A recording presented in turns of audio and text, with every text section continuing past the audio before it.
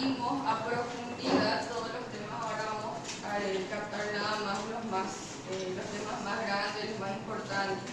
O sea que delimitar un poquito más nuestro contenido. La semana 6 pueden descargar. Entonces acá les puse un resumen que está guiado por lo que es el Guyton, o sea, guiado por el orden del Guyton. En la clase está un poquito más mezclado, ya que empezamos así paso por paso, por ejemplo en el caso de la contracción muscular esquelética, ahora un poquito más, para mí parece un poquito más didáctico. En el Guyton está un poquito mezclado, da muchas vueltas. Entonces lo primero que vimos, yo no les voy a preguntar sobre células y esas cosas, sino que ya directamente la parte del medio interno, homeostasis, que son conceptos básicos. Medio interno le llamábamos al líquido extracelular. Tengo que saber a qué se refiere el medio interno. Y la composición, adelante. La composición y las características del líquido extracelular e intracelular. Concepto de homeostasis. ¿Qué es homeostasis? Condições quase constantes de equilíbrio. Exacto. Practiquen para describir las cosas. Si bien ahora en el examen no hay para describir mucho, en el final también puede salir, porque vamos a ir adentrándonos más en los casos clínicos, por ejemplo, ahora que damos sangre. Entonces hay que ir practicando ya para saber describir las cosas. La homeostasis entonces es el mantenimiento de condiciones relativamente constantes del medio interno, o sea, el líquido intracelular, a pesar de los cambios externos o internos, principalmente externos. Porque las células, si vamos a hablar de líquido intracelular, células mismas, no hay mucho cambio. Implica regulación continua de variables como concentración de iones, temperatura, presión arterial, pH, y todos los sistemas del cuerpo, ¿verdad? Todos los mecanismos prácticamente. Cuando la homeostasis se altera, aparece la enfermedad. Nosotros en fisiología nos fijamos, aprendemos más lo normal y solamente usamos lo patológico como referencia, ¿verdad? O sea, para asimilar los contenidos y para dimensionar también por qué estamos estudiando. ¿Okay? Líquidos corporales y medio interno, la distribución general del agua corporal. Se divide en líquido extracelular y líquido intracelular, ¿verdad? El peso corporal, el agua total del peso corporal es un 60%, pero se puede dividir a partir de ese 60% o tomar como un 100% de él. ¿Entienden? 100% del agua corporal se puede dividir también así, o siguiendo este 60%. Acá habla del agua como el 60% del peso corporal. Si yo peso 100 kilos, 60 kilos va a ser agua. O sea, de ese 60% yo puedo desglosar el 60%, 40 y 20%. Que sería líquido intracelular, líquido extracelular. O tomar ese 60% como un 100%. ¿Entienden? Puedo dividir también así. De las dos formas está bien. ¿Sí? Si quieren seguir este resumen como está en el guide, no hay problema. Pero tenemos que saber que hay más intracelular que extracelular. Eso es todo básico. Ahora, en números ya se puede ver de diversas formas y las bibliografías también a veces difieren. Adelante. Líquido intracelular representa entonces el 2/3 del agua corporal total, corresponde al líquido dentro de la célula. Composición principal que tenemos dentro de la célula: mucho potasio, que es lo que estudiamos, vamos a hablar esto otra vez, fosfatos, proteínas, bajo en sodio, cloro, teníamos más fuera de la célula, líquido extracelular. ¿Cuál es la función? Es el medio donde ocurre la mayoría de las reacciones metabólicas, el agua de la célula.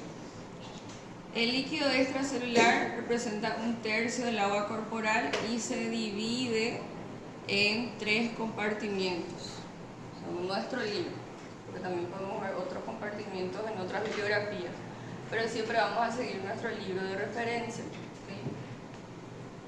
Líquido intersticial, que sería ¿cuánto por ciento?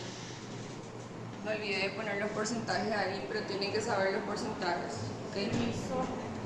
Adelante. ¿Cuáles eran los porcentajes?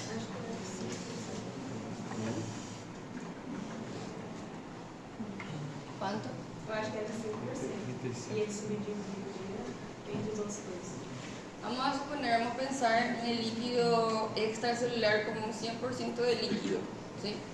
Ahora cuando yo divido ese líquido, ¿cómo voy a dividir? ¿Cuál hay más? ¿El intersticial, intravascular o transcelular? Intersticial. El 80% de todo el líquido extracelular es el intersticial. Tejido conjuntivo, ¿verdad? Tejido que hay entre las células. Tejido conjuntivo básicamente.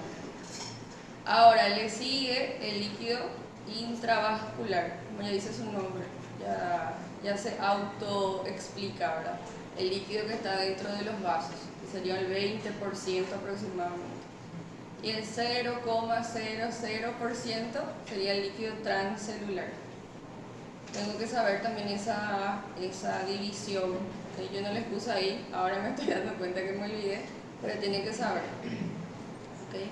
80%, 20%, 0,0%. ¿Qué es el líquido transcelular?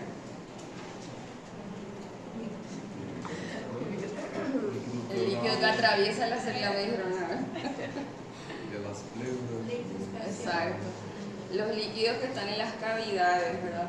No están entre las células, no es tejido conjuntivo, tampoco está dentro de la célula, tampoco está dentro del vaso.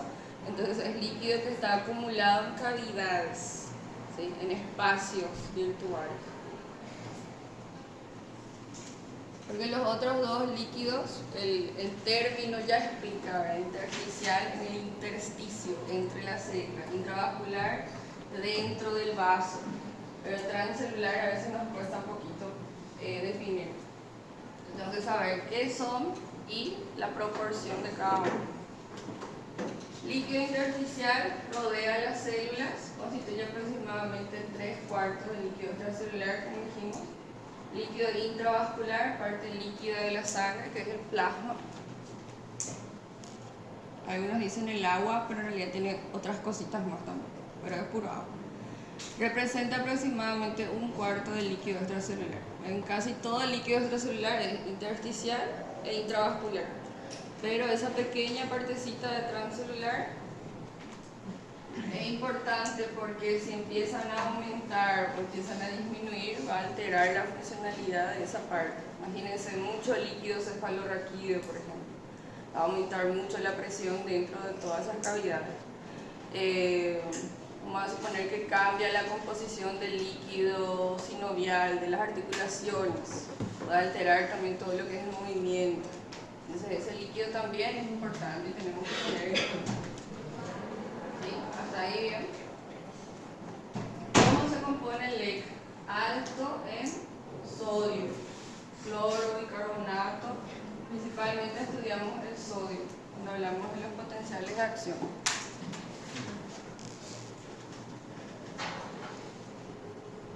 Algunos mecanismos de la homeostasis, que hablamos de los sistemas de control.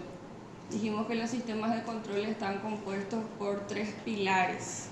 Los sensores que captan esas variaciones, adelante, esas variaciones de los componentes del medio interno, por ejemplo, si sube mucho la glucosa, baja mucho la glucosa, el oxígeno, etcétera, etcétera. Aumenta la temperatura corporal. Entonces esos sensores van a captar eso. Van a enviar a un centro de control que suele ser el sistema nervioso central, y ese centro de control interpreta, decide qué hacer para que los efectores respondan.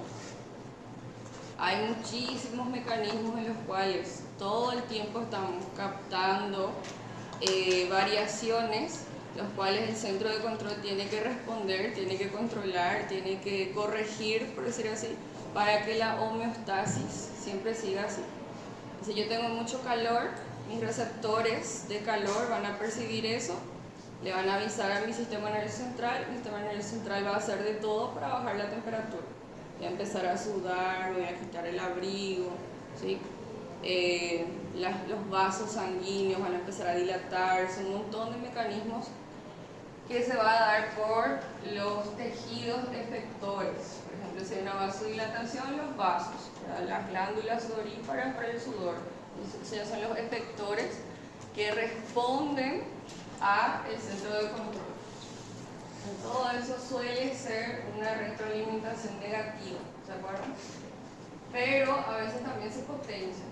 Ahí hablamos de lo que son los controles también, que es la retroalimentación negativa y la retroalimentación positiva. La retroalimentación negativa dijimos que es el mecanismo principal. ¿Por qué? ¿Por qué la retroalimentación negativa es el principal? La positiva también puede ser una homeostasis respondiendo a alguna demanda, ¿verdad? Pero porque la negativa es lo que prefiere el cuerpo. La mayoría de los mecanismos son retroalimentación negativa. ¿Por qué?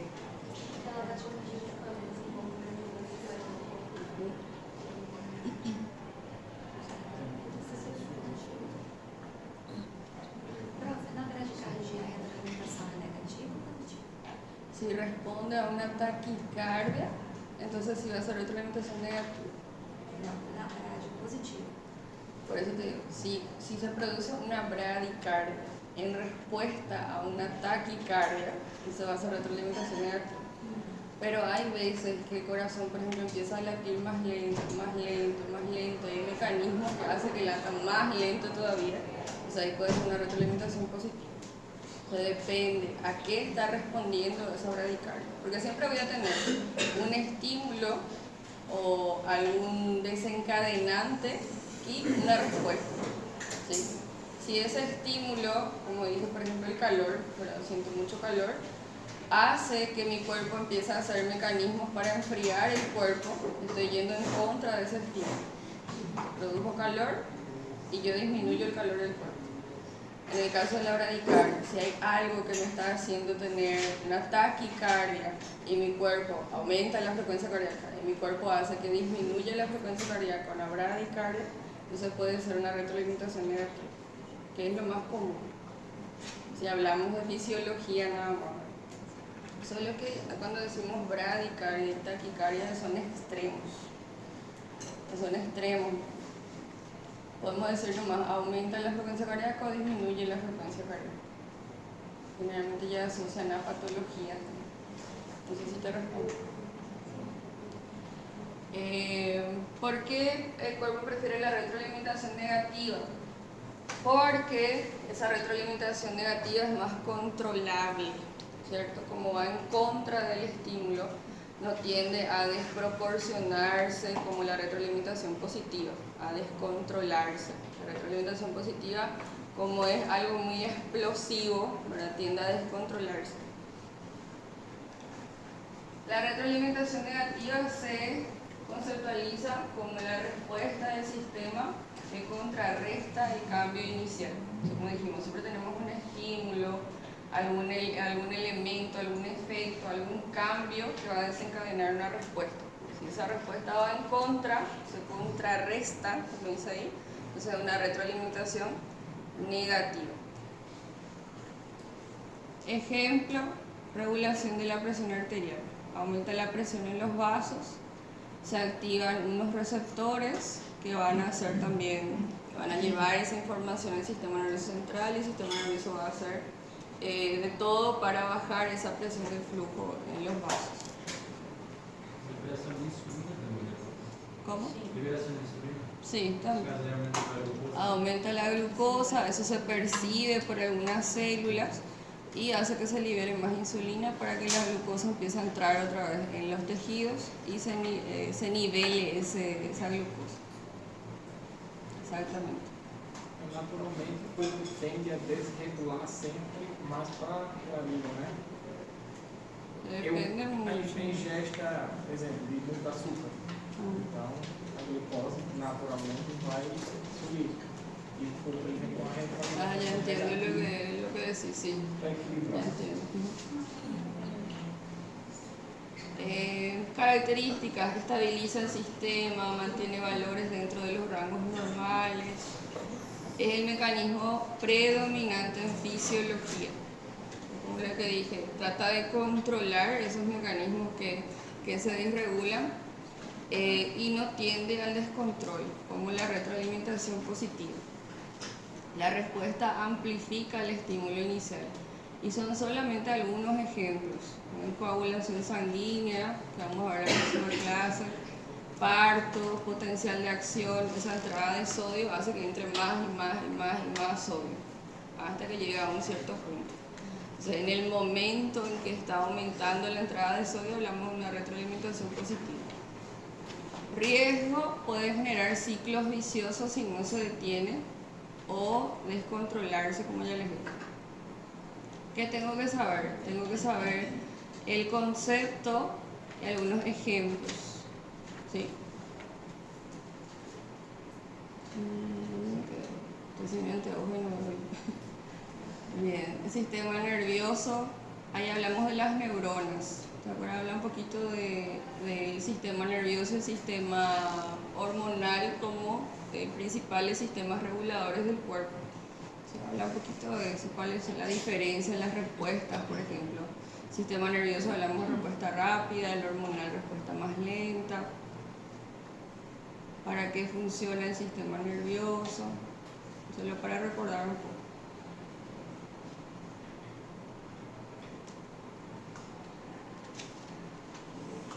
Hasta ahí bien. Ese capítulo 1 son más conceptos. ¿Sí?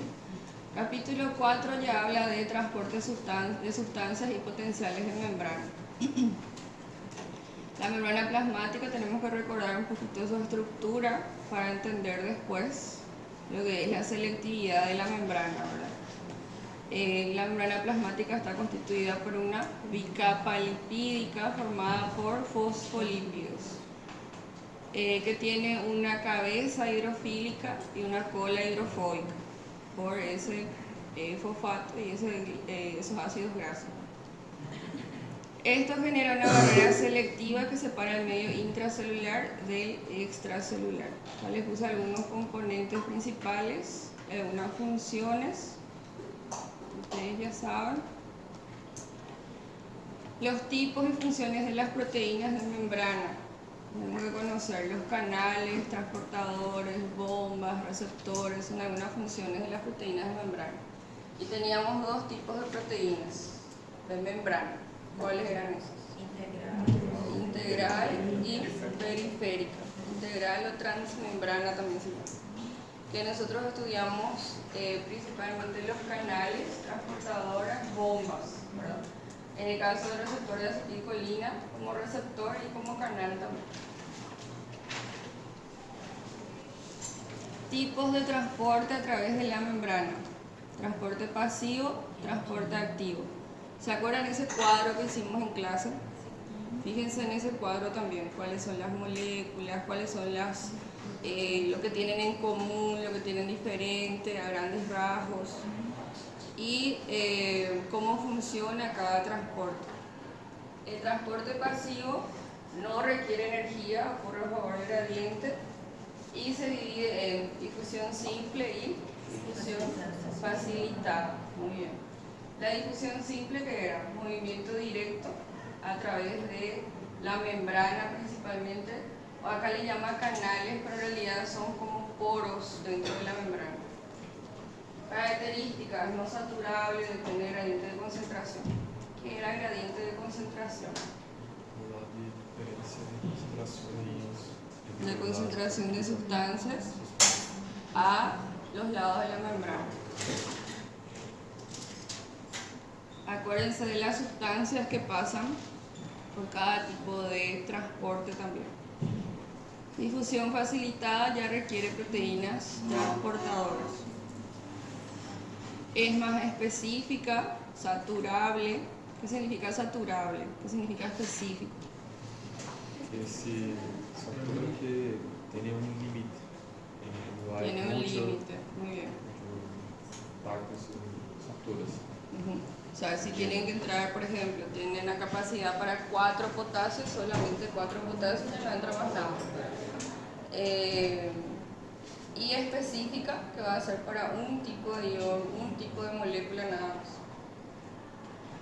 Más rápida que difusión simple en ciertas condiciones, generalmente cuando hay mucha diferencia en el gradiente de concentración. Por ejemplo, transporte de glucosa. La glucosa tiene también transporte, no solamente la difusión facilitada, sino que también puede actuar como un cotransporte o un contratransporte en algunos casos. Pero si hablamos, por ejemplo, de un transportador que solamente deja pasar glucosa a favor del gradiente de concentración, estamos hablando de una difusión facilitada de la glucosa, un transportador de glucosa nada más. Cuando hablamos del transporte de glucosa en contra de su gradiente, ya estamos hablando de una bomba, ¿sí?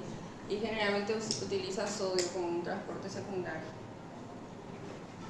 Difusión a través de canales iónicos, como dijimos, son selectivos y alta velocidad de transporte dependiendo del mecanismo de activación.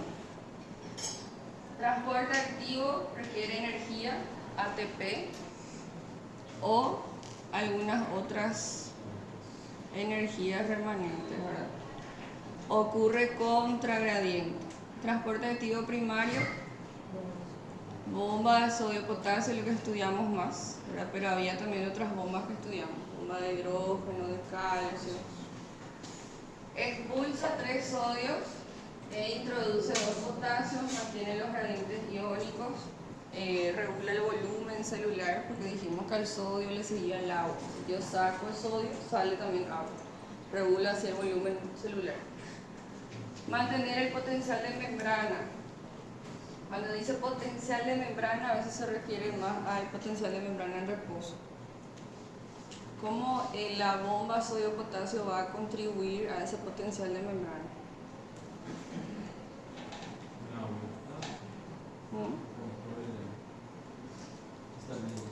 Por controle de concentração, concentração hídrica, concentração de iones e mantenimento Exactamente. Hiperpolarización tal vez no. contribui com 4 minutos. Sí, aunque es poca su contribución cuando hablamos de cantidad de energía, ¿verdad? Es importante porque, como dijimos, reordena toda la célula, ¿verdad? Todo ese sodio que entró va a quitar, todo ese potasio que salió va a meter.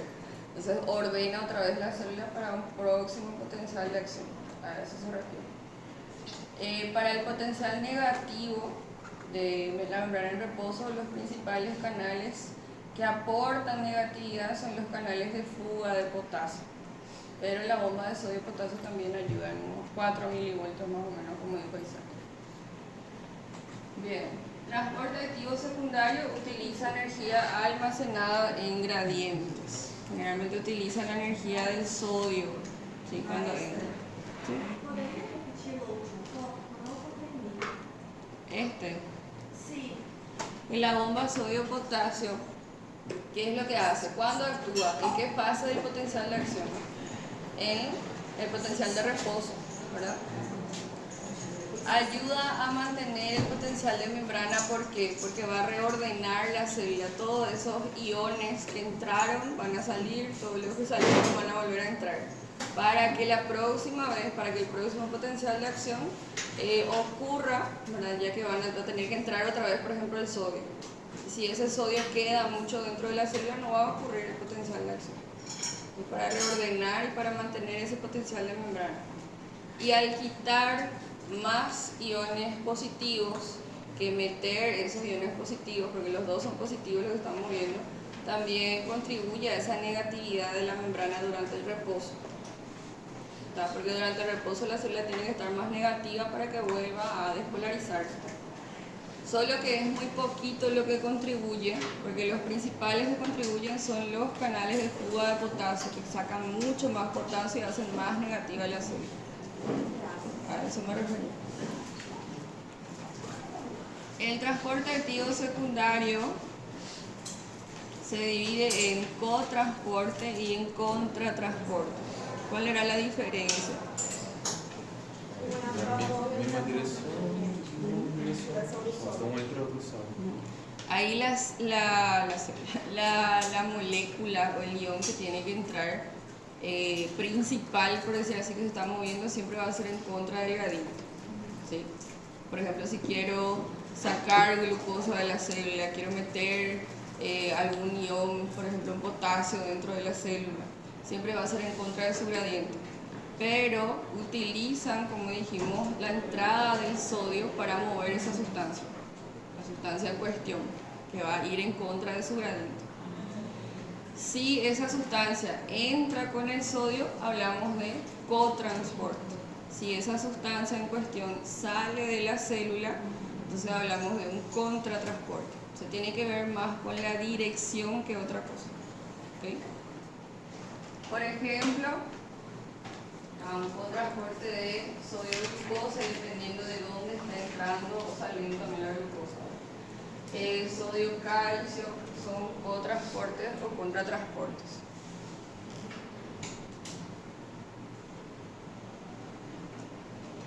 Entonces acá, ¿qué tengo que saber sobre los transportes? Porque acá nos enfatizamos lo que son los tipos de transporte, ¿sí? No tanto lo que es la estructura de la membrana plasmática, que tenemos que repasar para entender todos esos transportes, pero acá nos vamos a enfocar en lo que son los tipos de transporte, las diferencias entre los tipos, las sustancias que pasan, si requiere o no requiere energía, si es a favor o en contra del gradiente, así como estudiamos en ese cuadro.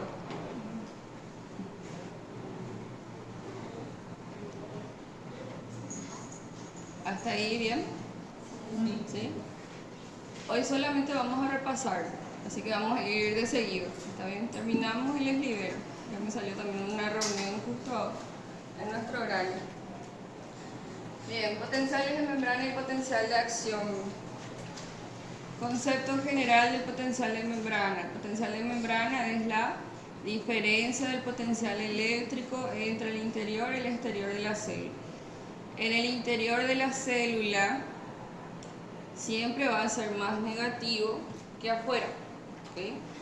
Le dijimos que para que una célula se despolarice tenía que entrar más iones positivos, ¿verdad? En todo caso salir iones negativos, pero lo más común es que entre un ion positivo para aumentar esa energía, para activarla a la célula. O sea, la célula siempre suele tener una carga más negativa que el exterior. Se origina por distribución desigual de iones, permeabilidad selectiva de la membrana, actividad de bombas iónicas. Esa cantidad de sodio que hay más afuera, esa cantidad de potasio que hay más adentro, toda esa distribución desigual, como decimos, de iones, es lo que genera esa diferencia de cargas. Potencial de reposo. Potencial de membrana en una célula en estado basal, sin estímulo, está durmiendo, como dijimos, está en reposo. En las neuronas, que fue lo que estudiamos, y hablamos de potencial de reposo de las neuronas, músculo esquelético y músculo liso, ¿sí? Las neuronas va a ser de menos 70 milivoltios en la fibra, en lo que es el axón más. ¿Qué es lo que genera este potencial de reposo? Como dijimos, la difusión de iones, principalmente el potasio, por los canales de fuga, la difusión de sodio también menor contribución y la bomba sodio-potasio. Acá estos dos son los más importantes. Los canales de fuga, que aportan la mayor parte de electronegatividad, y la bomba de sodio-potasio. ¿Sí? El potencial de reposo es principalmente consecuencia de difusión del potasio por la acción de la bomba sodio-potasio y por los canales de fuga también.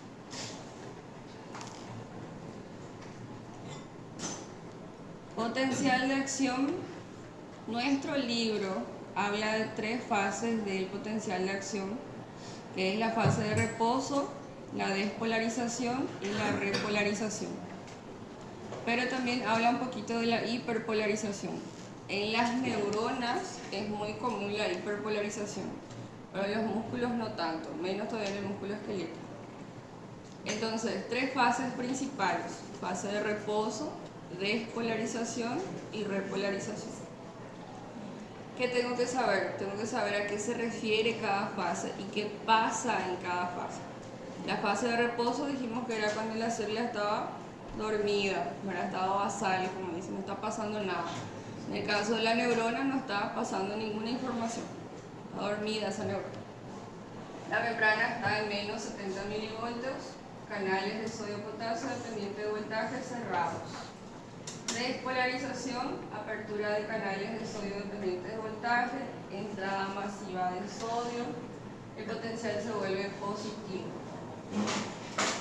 La repolarización, inactivación de sodio, apertura de canales de potasio, salida de ese potasio, retorno hacia valores negativos. Potencial de acción se entendió, ¿verdad? En el caso de la neurona es bien simple. Entra sodio para despolarizar, sale potasio para repolarizar. Hasta ahí. Y en la fase de reposo, la bomba de sodio-potasio reorganiza todo. Bien simple.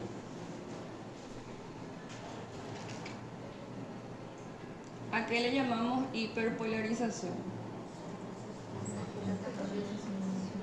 Salida en exceso. Salida en exceso, si hablamos de la neurona, salida en exceso de lo que es el potasio. Cuando vean sistema nervioso van a ver otros mecanismos de inhibición también. Son un poquito más complejos, pero si ustedes captan y fijan este concepto les va a ser más fácil después aprender sistema nervioso.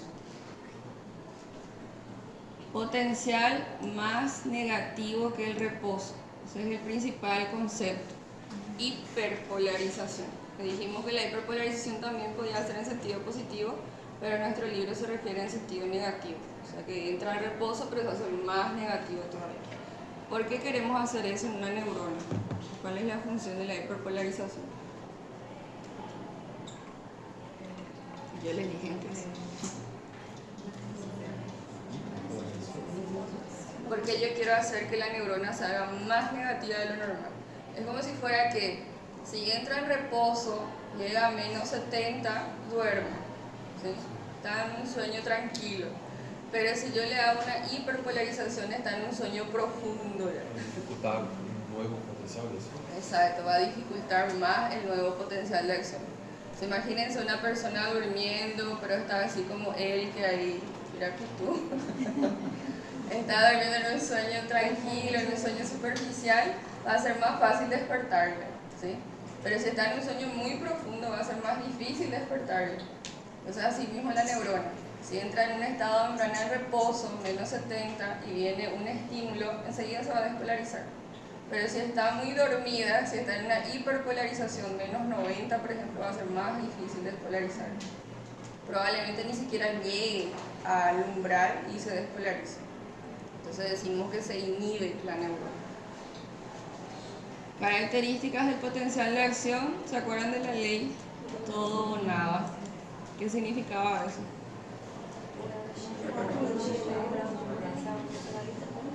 Exacto. O llega a ese umbral, ahí se despolariza. Si no llega, no pasa nada. Todo o nada.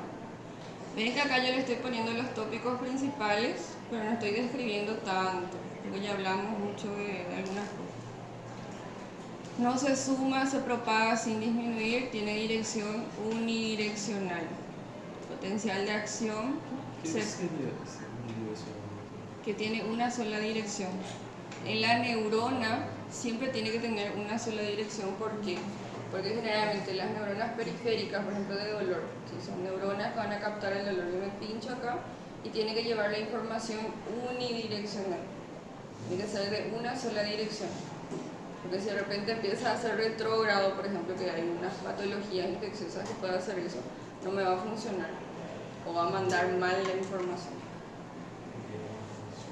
Unidireccional y depende, como dije, de qué tipo de neurona sea. Si es sensitiva, que lleva, por ejemplo, el mensaje de dolor, va a ser aferente. O sea, va a ir la información de afuera hacia adentro. Pero hay, por ejemplo, neuronas que envían información desde el sistema nervioso central hacia el músculo. Eferente. Sí, pero siempre tiene que ser una sola dirección. Mecanismos de activación de canales. Puse aquí porque ahí ya hablamos de lo que es la entrada del ion para activar y para producir la despolarización, etc. Pero tiene que ver también con la activación de esos transportadores. Características. Hay dos tipos de activación primero, la clasificación. Mecanismos de activación de canales por voltaje y por ligando. ¿De acuerdo? Voltaje se abren por cambios en el potencial de membrana, la cantidad de energía, voltaje. Son fundamentales en el potencial de acción. El canal de sodio para la despolarización es un canal activado por voltaje. El canal de potasio, un canal activado por voltaje. Por ejemplo, canal de sodio dependiente de voltaje de la fibra nerviosa que despolariza la fibra nerviosa.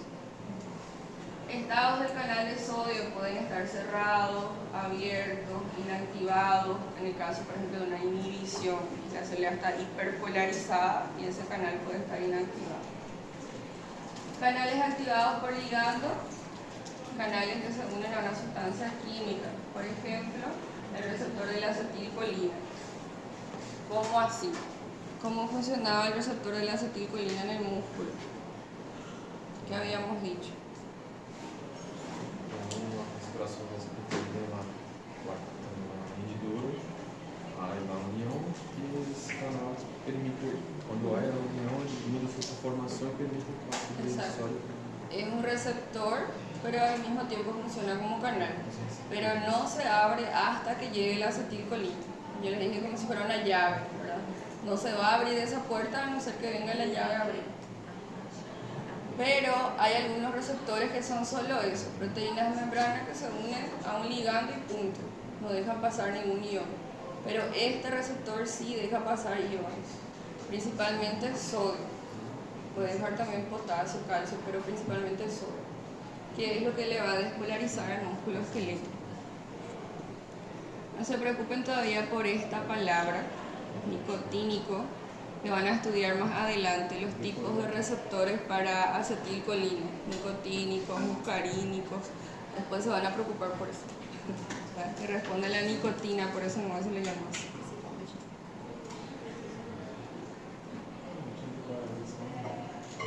Umbral de excitación, en el caso de la neurona dijimos que era menos 55. Si llega hasta ahí, se produce la despolarización, si no, pues no. Todo o nada, es lo que dijimos.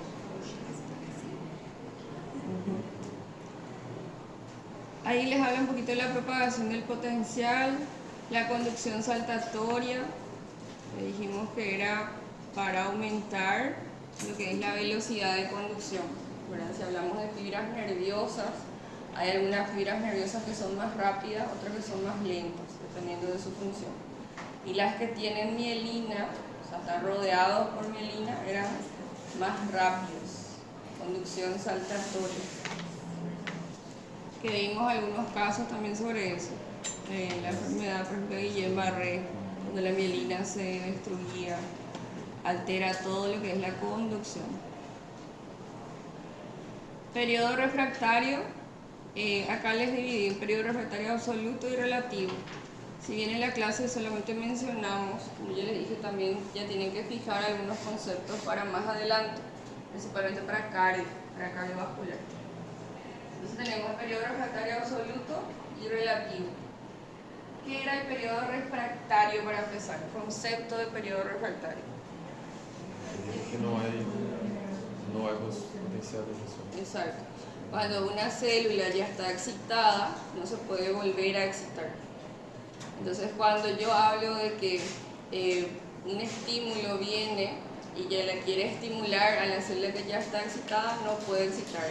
Si no le excita absolutamente ninguna de las fases del potencial de acción, hablamos de periodo refractario absoluto. Se respeta ese tiempo del potencial de acción. Se despolariza la célula, se repolariza la célula y por más que el estímulo sea grande, no genera un nuevo potencial de acción mientras se está produciendo esa excitación. Pero hay veces que al final de la repolarización, cuando la célula ya está un poco más negativa y el estímulo es muy fuerte, puede producir un nuevo potencial de acción. ¿Sí? Ahí le llamamos periodo refractario relativo, ¿sí? Que suele producir al final de la repolarización. ¿Qué pasa?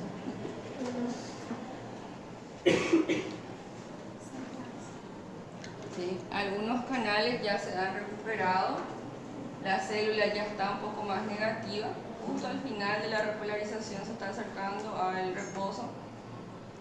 Y es cierto que para producir un nuevo potencial de acción yo tengo que meter más sodio, por ejemplo, la bomba de sodio potasio tuvo que haber actuado ahí.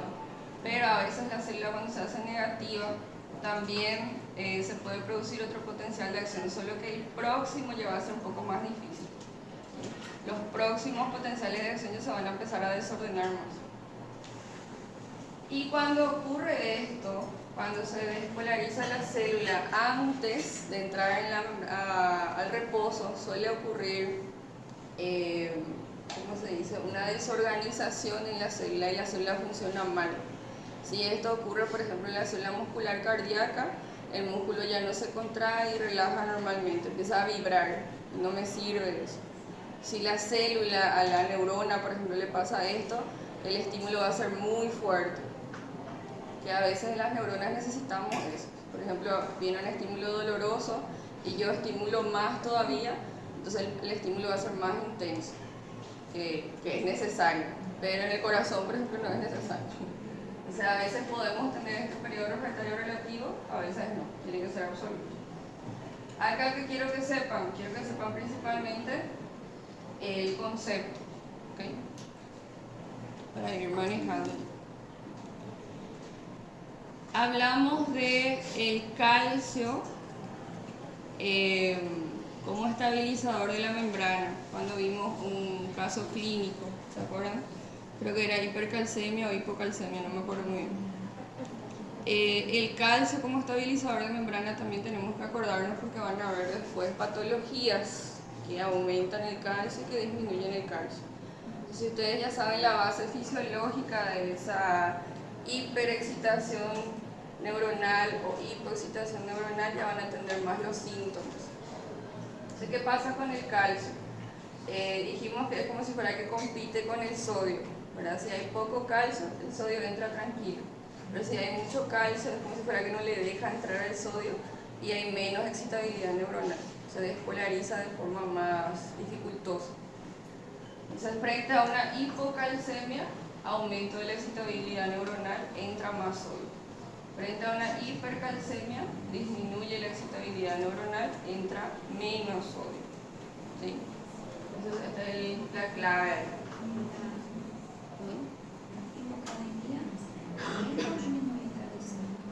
Atender bien el término. Hipocalemia tiene que ver con potasio. Calcemia ya es con calcio. Que no te confundan en el examen, porque va a salir algo así. Sin querer.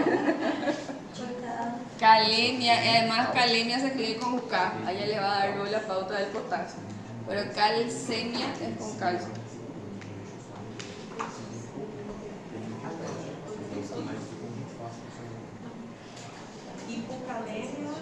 Hipocalemia, calemia con K es de potasio, calcemia es de calcio.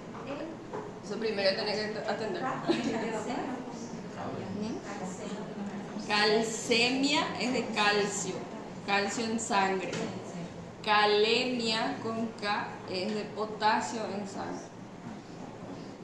¿Y de sodio? ¿Es el nombre? Eso ya es natremia.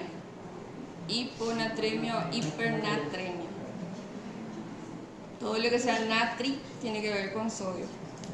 Natriuresis, por ejemplo, expulsión de sodio por orina. ¿Se ha entendido esta parte? ¿Sí? ¿Alguna pregunta hasta ahí? Si ustedes no preguntan nada, yo voy a pensar que ya saben todo.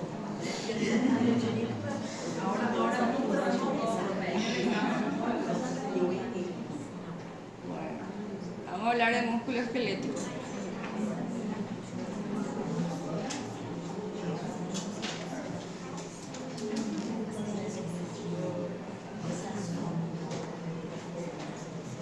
Bueno, acá yo les puse algunos conceptos histológicos, anatómicos, básicos, solamente para repasar. Pero yo no les voy a preguntar qué es un sarcómero, por ejemplo. Les voy a preguntar ya más sobre la función del músculo en sí. Todo lo que es mecanismo molecular, más que nada.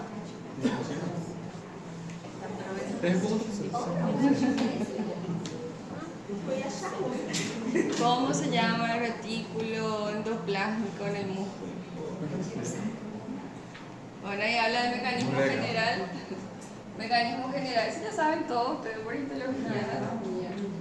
Mecanismo general de la contracción muscular. Es ese resumen que ustedes hicieron un poquito más detallado. Empieza el potencial de acción en la motoneurona, en la neurona motora, se despolariza. Ahí tenemos que tener en cuenta todo lo que era la mielina para la velocidad de conducción, etcétera, etcétera. Llega ese potencial a la terminal y ¿qué pasaba? Entraba calcio para que se libere acetilcolina, se libera la acetilcolina, se unen los receptores, esos receptores dejan entrar sodio, se despolariza la fibra, empieza a propagarse hasta los túbulos transversos, donde le encuentran al receptor de dihidropiridina, importante, todo eso vamos a volver a hablar la dihidropiridina, que excita lo que es, no es que excita, sino que activa los receptores de rianodina para que liberen calcio, se libera ese calcio del retículo sarcoplasmático, y empieza la contracción. Ahí empieza otra historia más, ¿verdad? El calcio se une a la troponina C, y empieza todo ese proceso de acoplamiento. Uma dúvida que eu fiquei quando eu estava vendo esse resumo era se esse receptor de rianodina ele é um canal ou se ele é só um receptor? Canal. Por ele que passa. Se le dice receptor, pero en realidad es un canal. El receptor de dihidropiridina sí es un receptor, ¿verdad? Por ele mesmo que passa.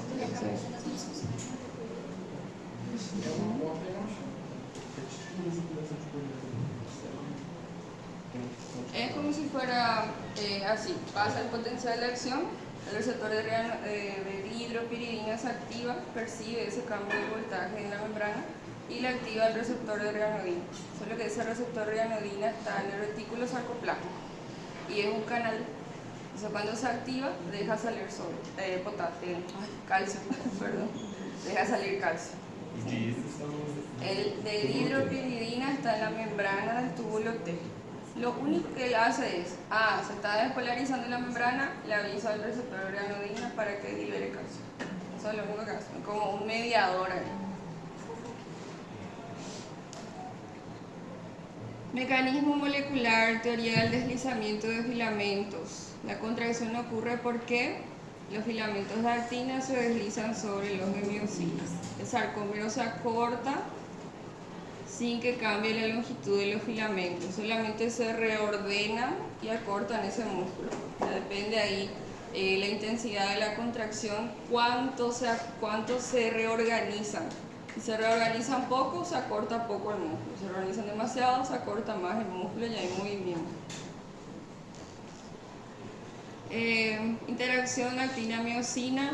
Ahí tenemos que saber las partes de la miosina, los sitios activos de la actina, el complejo troponina-tropomiosina, los tipos de troponina. Sabemos que el calcio se une a la troponina C, ¿verdad? Eso hace que se desplace la tropomiosina, específicamente la troponina I, descubre los puntos activos para que se une la miosina. El ciclo de los puentes cruzados. Ustedes ya saben también, unión miosina-actina, se produce el golpe de fuerza, que era ¿qué? El desplazamiento, el acercamiento de las actinas hacia el centro. Para ese golpe de fuerza teníamos la escisión del ATP, se utilizaba el ATP, y para liberar esa miosina de la actina necesitábamos un nuevo ATP, porque si no llega un nuevo ATP, ¿qué va a pasar? Se va a quedar ahí, se va a quedar contraído. Reactivación de la cabeza de miosina, se separan y empieza todo otra vez. Entonces, este ciclo se va a repetir mientras haya calcio disponible, Se empieza a liberar ese calcio retículo sarcoplasmático y la troponina C se une al calcio. Mientras ocurra eso, va a seguir siendo el ciclo de Fenberg, todo lo que es el golpe de fuerza y la contracción. Y mientras haya ATP para que esa miocina se separe y vuelva otra vez a hacer ese ciclo de puente cruzado. Adelante. Cuando termina el calcio, que suele ser por una repolarización de la membrana, para la contracción. O si ya no hay un nuevo ATP. Puede ser por la alimentación o porque me morí. Ya no hay nuevo ATP. Está. Entonces habla de la función del ATP. Separar la actina de miocina, proveer energía para el movimiento, para la contracción. Recaptación de calcio. ¿Por qué habla de la recaptación de calcio acá? ¿Qué tiene que ver el ATP en la recaptación de calcio? La bomba de calcio, retículo sarcoplasmático, necesita ese ATP para recapturar ese calcio. La bomba cerca.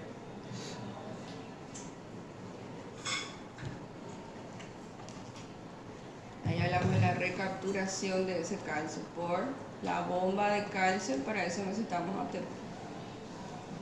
Fuentes de energía para la contracción. El ATP que ya está en el músculo, si eso termina, mi plan A, ¿cuál era? La fosfocreatina. Pero ¿qué ocurre con la fosfocreatina? Termina rápido, aporta el ATP, pero ya termina rápido, segundos nada más. Si termina esa fosfocreatina, ¿cuál va a ser mi próximo plan? La glucólisis, que va a generar también ATP, pero por unos segundos, minutos nada más. La tercera opción va a ser el metabolismo oxidativo, que me va a dar más ATP por más horas. Ok. Ahora, ¿cuál es la diferencia? ¿Cuáles eran vamos a decirle los detalles acá que tenemos que saber? Para la glucólisis dijimos que no necesitábamos oxígeno. Aparece también las fibras, que vamos a hablar enseguida, los tipos de fibras. Entonces me da energía rápido, puede haber movimiento rápido, pero ese músculo se va a cansar también rápido. Metabolismo oxidativo, si ya necesita oxígeno y es un poquito más resistente. Tenemos los tipos de contracción también. Isotónica, isométrica. Salió todo en el proceso también. Contracción isotónica, el músculo cambia de longitud, pero mantiene la tensión igual. Isotónica, tensión igual, solo cambia la longitud. Dijimos que teníamos dos características, la longitud del músculo y la tensión. Si varía la tensión, entonces la isométrica, o sea, la longitud sigue igual. Pero si varía la métrica, la longitud, la tensión va a seguir igual. Puede ser concéntrica, el músculo se puede, como dice ahí, acortar o se puede alargar, pero siempre hay movimiento. Y en la isométrica no cambia la longitud, aumenta la tensión y no suele haber movimiento. El movimiento de lo que son los miembros, por ejemplo. Características mecánicas del músculo. Sumación de fibras múltiples y de frecuencia y tetanización. ¿Qué era esto? Para aumentar la contractilidad, ¿sí? La fuerza de contracción. Va a aumentar de dos formas. Aumentando el número de unidades motoras que contraen de manera simultánea, o sea, voy a sumar las fibras que están llegando al músculo y aumentar la fuerza de contracción así. O que una sola fibra empieza a aumentar su frecuencia de despolarización, que va a ser la sumación de frecuencia, que puede llevar a una contracción muy sostenida, porque ya no le da tiempo a esos potenciales de acción de hacer un reposo, ¿verdad? Entonces se produce lo que le llamamos la tetanización. El músculo está contraído todo el tiempo, hasta que en algún momento se va a fatigar, ¿verdad? Pero si se produce eso, es lo que le llamamos tetanización. Sí, entonces para aumentar la intensidad de la contracción, la fuerza de contracción, yo puedo aumentar la cantidad de fibras que están llegando o aumentar el estímulo en sí, solamente un estímulo que pueda ser repetitivo. ¿Se entendió esta? ¿Sí? Yo les dije el ejemplo en clase, ¿verdad? Si yo quiero echar una pared, por ejemplo, le puedo pedir a varias personas que me ayuden y echamos la pared, aumentamos la fuerza. O le llamo a una persona que sea bien grandota y echa. Entonces esa una persona tiene más fuerza por estímulos repetitivos, la frecuencia, y cuando empieza a aumentar el número también puedo aumentar esa fuerza. Esa sería la sumación de fibras juntas. Número, y acá tiene que ver la intensidad. Tono muscular le llamamos a la contracción parcial constante en reposo. El músculo esquelético nunca se relaja del todo, siempre tiene un tono. Ustedes tocan sus músculos, tiene una cierta resistencia, no es completamente flácido. Otro concepto, fatiga muscular, disminución de la capacidad de contracción, que pueden ser por estas causas.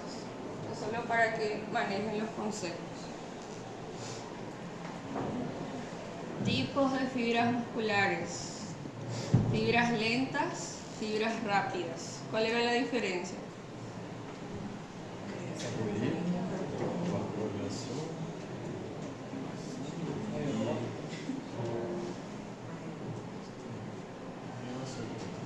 Si yo soy un físico-culturista, por ejemplo, ¿cuáles van a ser las fibras que predominan en mi cuerpo?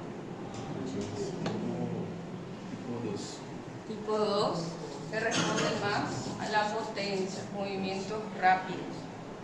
Pero si soy un maratonista que corre por 4 horas, va a predominar las fibras más resistentes, que no se fatigan rápido. Son las fibras tipo 1, músculo rojo. Características más específicas. Metabolismo oxidativo, utiliza metabolismo oxidativo, por eso es más vascularizado, porque para el metabolismo oxidativo necesitamos oxígeno, para más sangre. Por eso también se le dice músculo rojo. Alta resistencia, no se fatiga rápido. Todos los músculos que me mantienen erecta, por ejemplo, son de alta resistencia. Tienen que mantener así todo el día. Si se cansan, me voy a caer. Las fibras rápidas, metabolismo glucolítico, menos vascularización, se fatigan rápido. Eso le llamamos músculo blanco. Pero responden rápido y se cansan rápido.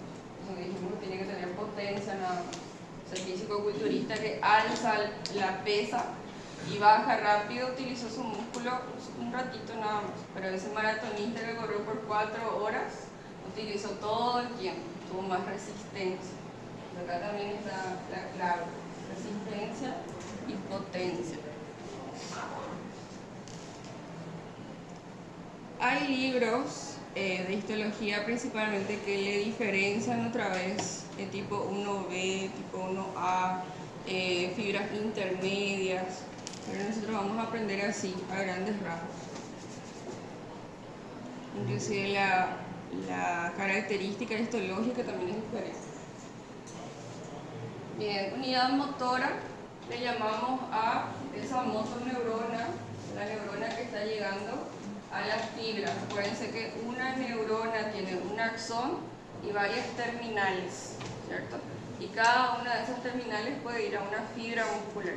Entonces la unión de ese nervio y de esas fibras que está inervando es lo que llamamos unidad motora. Adaptaciones musculares, también conceptos. Hipertrofia, atrofia, remodelación, rigidez cadavérica. ¿Qué pasaba en la rigidez cadavérica? No hay ATP, la miosina queda atrapada ahí con la actina. Entonces el músculo queda rígido, inclusive puede haber movimiento también. Les dije que es lo que asusta, ¿verdad? Entonces la rigidez cadavérica, hay un endurecimiento muscular post-mortem, disminución del aporte de ATP, la miosina no se separa de la actina, aumenta el calcio intracelular también, que suele darse en mecanismos de muerte celular. y ese calcio suele destruir también algunas cosas porque activa enzimas que destruyen toda la célula. Pero al principio ese aumento de calcio intracelular mantiene activos los puentes cruzados. Mientras haya calcio, esa troponina C va a seguir produciendo ese mecanismo. Resultado: contracción sostenida y rigidez, pequeños movimientos cortos, movimientos de reflejo también se les suelen decir. ¿Qué va a pasar después? Porque ese músculo se va a relajar después. Sigue muerta la persona. A diminuição do cálcio. ¿Qué más?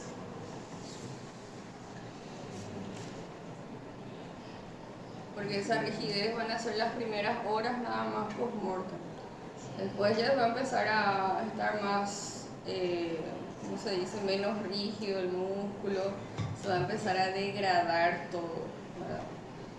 Va a empezar a morir todas esas células, esas proteínas se van a empezar a degradar y ya no va a haber músculo que se contraiga. ¿Sí? Entonces por eso al principio no hay más oxígeno, no hay más ATP, no hay más nada, se degrada todo, ¿verdad? Se descompone. Claro. Entonces al principio esa rigidez o inclusive esos movimientos se deben a que no hay un nuevo ATP, ni por la alimentación obviamente, ni por nada de esas fuentes de energía. Entonces queda la miosina y la actina ahí juntas, no hay un nuevo ATP que venga a la miosina y la separe. Entonces queda la contracción, rigidez cada vez.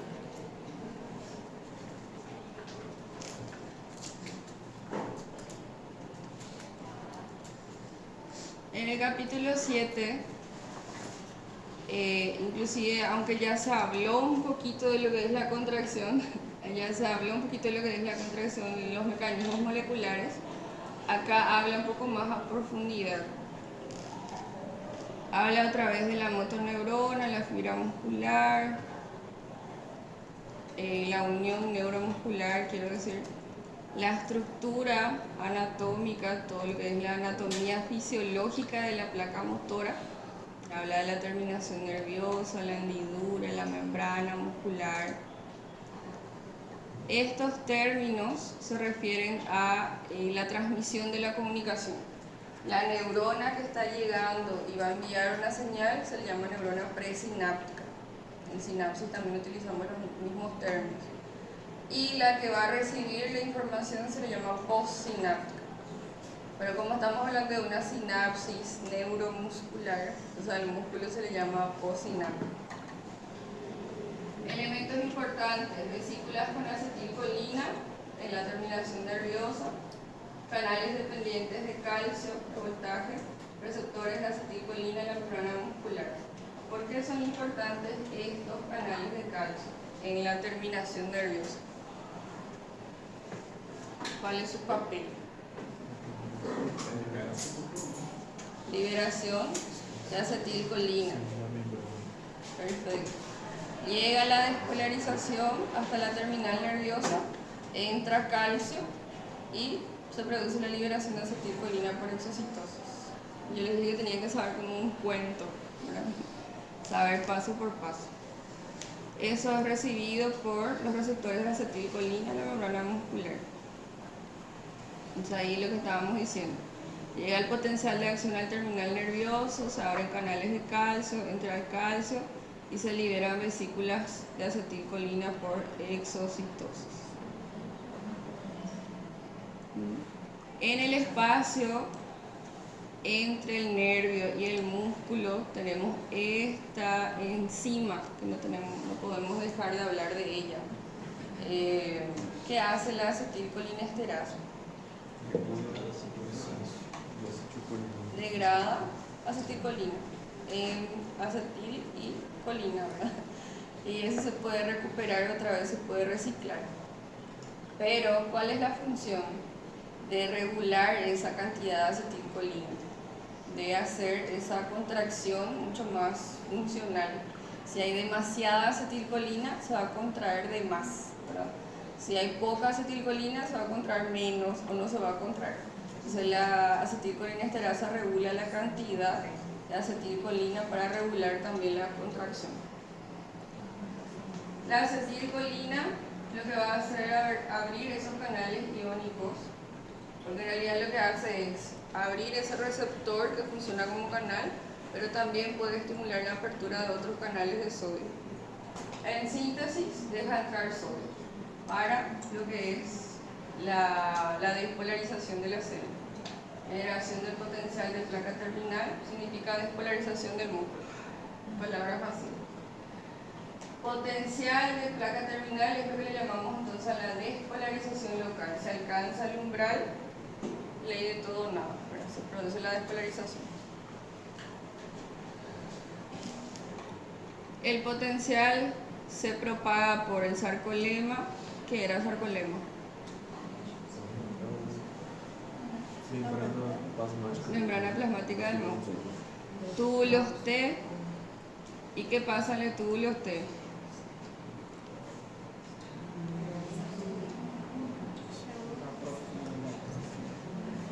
Se activa el receptor de dihidropiridina, que le activa el de reanodina para la liberación de calcio. Ahí les puse un poquito algunas informaciones sobre acetilcolina, fármacos que estimulan o inhiben o bloquean la unión neuromuscular, miastenia gravis, que ya hablamos también. Ahí está. Llega a los túbulos T la despolarización, se activan receptores sensibles al voltaje de dihidropiridina. Se abren canales de reanodina, o también algunos le llaman receptores de reanodina. Como dijimos, son canales de difusión simple. Liberan calcio a favor del gradiente, porque hay mucho calcio dentro del retículo sarcoplasmático, entonces es más fácil salir. Difusión facilitada. Para meter después el calcio, digamos, necesitar una bomba porque va a ser en contra del gradiente. Entonces se libera calcio del retículo sarcoplasmático, aumenta el calcio intracelular, inicio de la contracción, todo lo que ya hablamos en el capítulo 6. Ven que ahí es un poquito desordenado, ¿verdad? A mí me gusta más hablar paso por paso como vimos en la clase. Pero acá, siendo fiel al libro, se les pongo así. Cuando termina toda la contracción, se libera y se recapta el calcio por las bombas, como dijimos. ¿Sí? Entonces, ¿cuál es la función del retículo sarcoplásmico? Almacenar calcio, liberar calcio por canales de difusión facilitada y recapturar ese calcio mediante bombas de calcio. ¿Cómo se llamaba la bomba de calcio? Cerca. Que vi que algunos le pusieron en su resumen, otros no. Pero no pasa nada si no le pusieron. Cuando disminuye calcio permite la relajación muscular, que dijimos cuáles eran los dos principales factores para la regulación de la contracción y producir principalmente la relajación, el ATP y el calcio. Termina el calcio para la contracción. Se restituye el ATP para la contracción también.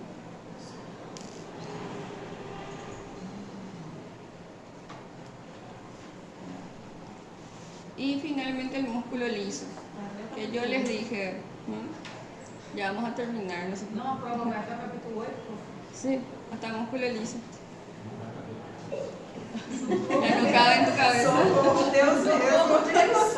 Podía entrar sangre también. Pero la profesora es buena y no metió sangre en eso.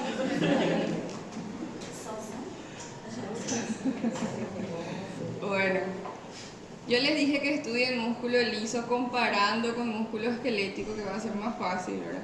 Esos detalles del músculo liso comparado con el músculo esquelético.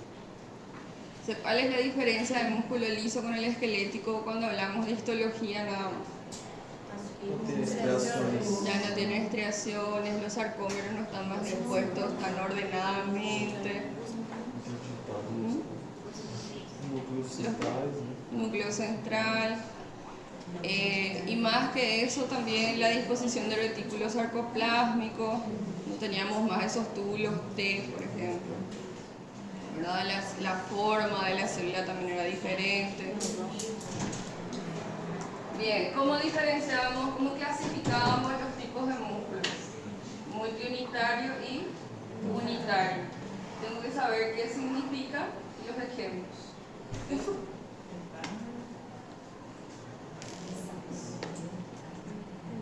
Filamentos de actina y miosina, no hay sarcómeros organizados, presencia de cuerpos densos que son equivalentes a los discos Z que suelen estar en la membrana para que esas actinas se acoplen a esos cuerpos densos.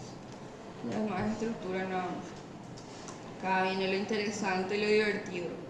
Mecanismo contráctil, diferencia clave con el músculo esquelético y tema de examen. No utiliza troponina, usa calmodulina.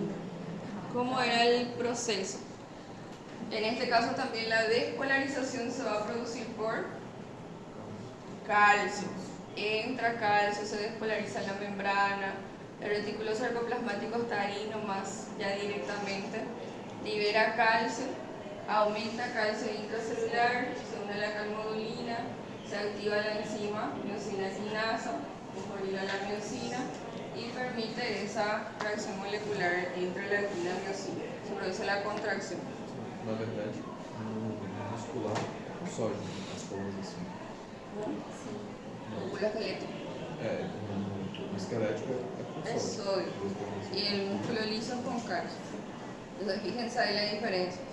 En el músculo esquelético entra sodio para permitir la salida del potasio del retículo sarcoplasmático y empieza toda la contracción. En este caso, entra calcio para permitir también la salida de calcio del retículo sarcoplasmático para toda la contracción. ¿Sí? Por eso le llamamos liberación de calcio inducido por calcio. Entra calcio para que se libere calcio. Fuentes de calcio, líquido extracelular y retículo sarcoplasmático para que aumente el calcio intracelular y se produzca todo este proceso. La relajación va a ser por la disminución de ese calcio intracelular. El calcio que salió del retículo sarcoplásmico va a volver a entrar y el calcio que entró desde afuera va a volver a salir. Sale calcio del líquido intracelular y empieza a disminuir toda esa contracción, se produce la relajación. Acá también acuérdense, para más adelante, para fármaco y eso, que la liberación de calcio intracelular por el retículo sarcoplasmático estaba mediado por el IP3. ¿Se acuerdan que mencionamos en clase? El IP3. El Guyton no habla mucho del IP3. Acá también la misma cosa, para la recapturación de calcio, bombas de calcio. En el músculo liso vascular le llaman de otra forma, pero es el equivalente al cerca que hablamos ahora. Y la miosina fosfatasa para desfosforilar la miosina y producir también la liberación de la miosina de la actina. Características: el ciclado, ese ciclo de puentes cruzados es mucho más lento, pero es más sostenido. La contracción dura más, pero es más lenta. No es como el músculo esquelético que se contrae rápido porque tiene que responder a la voluntad. Menos consumo de energía, a diferencia del músculo esquelético. El fenómeno de cerrojo se refiere a esa contracción de a poquito que se va juntando esas miosinas y las actinas. Tensión, relajación, capacidad de adaptarse al estiramiento sin aumentar la tensión sostenida. Por ejemplo, en la vejiga, lo más se distiende, tiene una cierta tensión, pero controla, por decir así, esa relajación, ese estiramiento. En el músculo liso tenemos también algunas características. Puede responder al sistema nervioso autónomo al sistema nervioso como al sistema hormonal. Principalmente el músculo liso unitario, visceral, porque el músculo liso multiunitario era solamente nervioso. El músculo liso visceral responde a hormonas y al sistema nervioso. ¿Cuáles eran los neurotransmisores? Acetilcolina del parasimpático y noradrenalina del simpático. Por esos receptores que habíamos visto, ¿se acuerdan?